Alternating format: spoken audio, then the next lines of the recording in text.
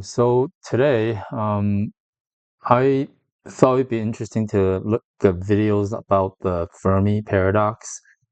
It's basically saying, hey, you know how the universe is so big? It's got hundreds of billions, maybe even trillions of galaxies. And just in our Milky Way galaxy, there could be hundreds of billions of Earth-like planets. So you assume life should be common, but where's everybody? Right? How come they're not here, or how come we haven't heard their signals? So anyway, let's watch these two videos. Finish with this. Oh, and so it's worth reading about the Fermi Paradox, and because people have thought very hard about this, because there are these. Because one of the things is like, well, maybe there are these great filters, and these civilizations don't pass these filters. One of the filters is, do we become a multi-planet species or not? If we do not become a multi-planet species, then eventually, at some point, something will happen to the planet. Either it will be man-made, or it will be something natural, like a meteor, like whatever killed the dinosaurs, for example. So, and then eventually the sun will actually expand and will destroy all life on Earth. We can finish with this. Oh, So here's and the interesting thing that we talk about this right now is that, hey, he's trying to put us on Mars, and so we're evidence of a life in the universe that actually got to the point that, hey, we're going to Mars, but we're not there yet. so Here's another video. Contradict the idea that aliens exist.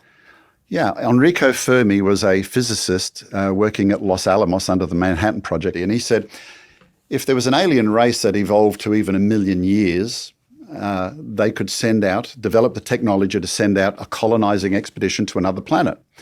And then after another 1 million years, that original planet plus the colonized planet could both send out expeditions. Every 1 million years, doubling that amount. And in 10 million years, you would have 1,023 alien civilizations. And in 40 million years, you would have 1 trillion. But the universe is billions of years old. So literally, we should have been tripping over each other. So the Fermi Paradox really asks the question, where is everybody? How does the Fermi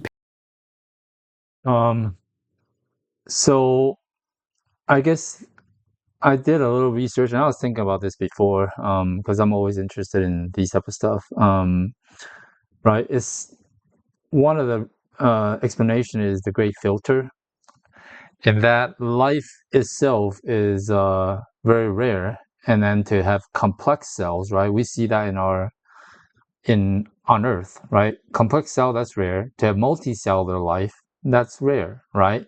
And as far as intelligent species that could create computers, technology to go to another planet, that's even more rare, right? As far as we know, there's only one among all the species, living organisms on Earth. And I remember listening to another YouTube video that it was very interesting. He says apparently, when universe got created 13, 14 billion years ago, and then solar system gets created 4 or 5 billion years ago, and humans been around for, I don't know, 300,000 years. So it says apparently when you have a bunch of matters, from the initial Big Bang, eventually you'll end up with a species that are able to put themselves on a gigantic rocket and shoot themselves to that planet. And I think that kind of puts in perspective how rare we are, I guess. But then again, there's so many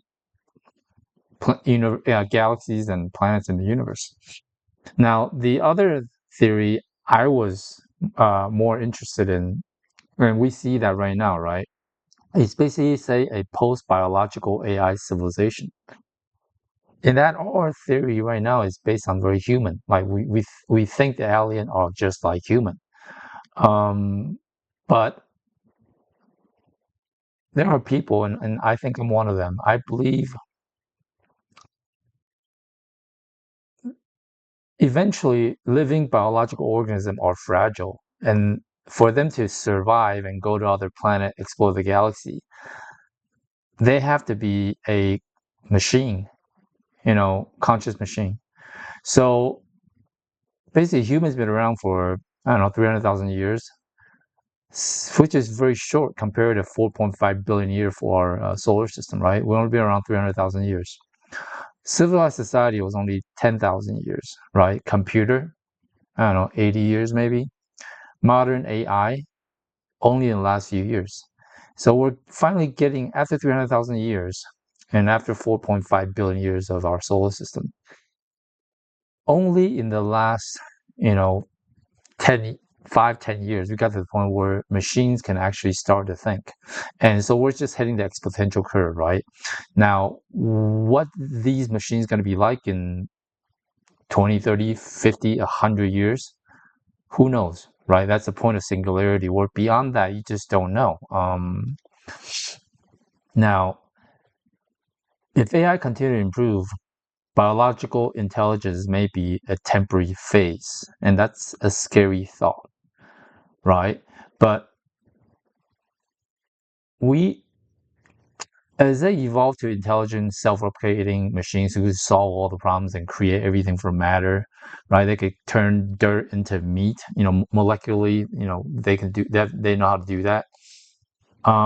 Once that happens and they're self-replicating, they self-repair, they're machine-based, they're effectively immortal, right? They back up, and you see that already. I mean, when we go on YouTube, we hit videos and it's like never down. And so they're replicated in many areas. So our computer, these servers, these data centers, they don't need oxygen, they don't need food, they really don't need water. Again, fast forward the technology another 100 or 1,000 years, right? They don't need an Earth-like planet. So all they need is matter, the technology, or computation technology, right? They need matter, which is spread out through the universe with all these massive amount of spaces, right? And energy. Well, matter is energy. It's just a matter of why and every solar system has a gigantic burning fireball star full of energy. But matter itself is energy. You just have the technology to convert to energy. So if all they need is energy, matter, and computation, why would they need to go somewhere else? I mean, so again, we're thinking from the very people-centric, right? We think, if we have the technology to fly, across the galaxy, we will do that. But that's because we're built on scarcity, right? We're still trained in competition, in exploring, and getting. But if you get to that level of a conscious, self-replicating machines that are eternal, why would you really want to? And I don't know, right? I'm not saying I know, but what would be the motivation for you to spend hundreds and thousands, maybe even millions of years in the void of space? Now, maybe the only reason would be, hey, if their sun is going to explode, like most stars, when they finish burning, they kind of expand and then explode, right? But they would probably know the timing, like exactly when that's going to happen. And maybe that's the only time when their local star is going to explode. They may start to move to other areas just to avoid that Big Bang. But even then, like, what would their motivation be to contact another planet or another, right? Or even send out signals? Um, Now, the other thing is their technology might be so high that we just can't detect them. And that's, again, all these are possibility, right? The great filter, number one, and then that, life is difficult, intelligent life is very rare. But again, I still believe with trillions of habitable planet out there, I think there's intelligent life. Now getting to the point where there AI, post-biological AI civilization, that's a possibility. I think there's probably quite a few out there as well.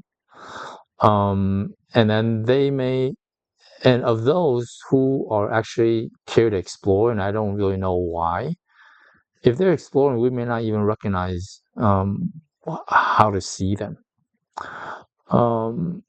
But anyway, and then the other hypothesis, again, if the zoo hypothesis, and we're the animal in the zoo, like they have no, they just don't interfere.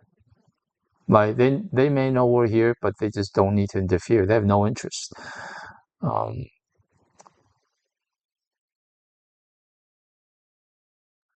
So the other thing is timing. Maybe civilizations are separated by hundreds of millions of years. Yeah, I mean, this is also a possibility, and I think it doesn't have to be one theory, but this is basically saying the gap between, maybe there's life across the universe, as far as single cellular, multicellular, non-intelligent life, but the distance between intelligent life who got to the point they're creating AI conscious machines going down the planet is so vast that they just don't detect each other.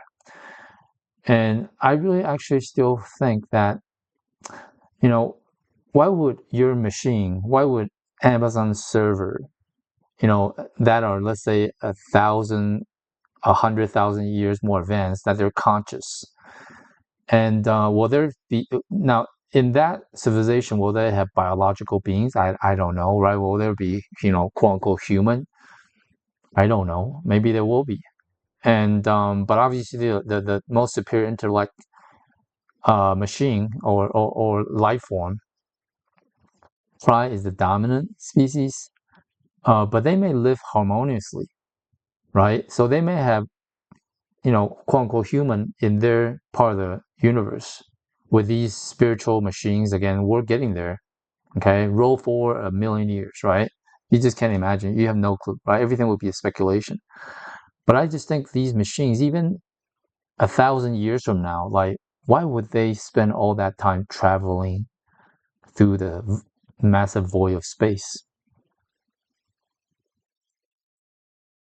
Again, they may be just to escape their own, star from exploding. But anyway, let me know what you think. I don't know if you find this interesting, but let me know what theory you think, or do you think it's just a combination of everything?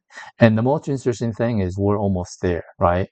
We're in the transition where we're creating these machines that are smarter, and we're still worried about, hey, are we going to be around? Anyway, let me know your thoughts. And thank you for listening. I'm very grateful.